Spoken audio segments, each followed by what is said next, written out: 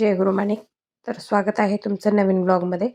तर हा नांदेडचा ब्लॉग आहे आणि आज त्यांनी भाजीपाला आणला होता लेकरांनी. त्यांचा आज भाजीपाला मिळायचा दिवस होता, म्हणजे आज त्यातला बाजार आहे. मग भाजीपाला वगैरे नीट करून ठेवला होता. आम्हाला यायला थोडासा उशीर झाला, तर हे दुसऱ्या दिवशी घर आवरलेलंच मी फक्त दाखवलेलं आहे, बाकी काही नाही. आणि घर खूप घाण झालं होतं म्हणूनच मी आले होते थोडंसं आवरून द्यायला. आणि हा तिसऱ्या दिवशीचा व्हिडिओ आहे.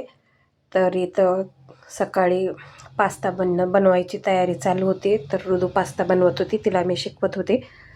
आणि इथं मुलांना गॅसवरच पाणी तापवून घ्यावं लागते. तर माझं एकीकडं गॅसवर पाणी तापवणं आणि एकीकडं स्वयंपाक चालू होता.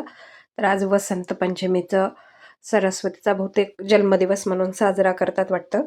मला तेवढी फारशी माहिती नाही, पण ऋतूने पूजा करून घेतली होती थोडीशी. आणि यानंतर ते मॉलमध्ये जाऊन टॉवेल आणि तिच्यासाठी योगा मॅट घेऊन आली. आणि संध्याकाळच्या वेळेस मग मी थोडंसं लेकरांसाठी हलवा आणि चिवडा करून ठेवला होता. हलवा झाल्यानंतर सगळ्यांनी मिळून आम्ही थोडा टेस्ट केला हलवा, कसा झाला होता पाहायचं होतं. आणि दुसऱ्या दिवशी निघायच्या अगोदर मी मेथीचे पराठे लेकरांसाठी करून ठेवले होते.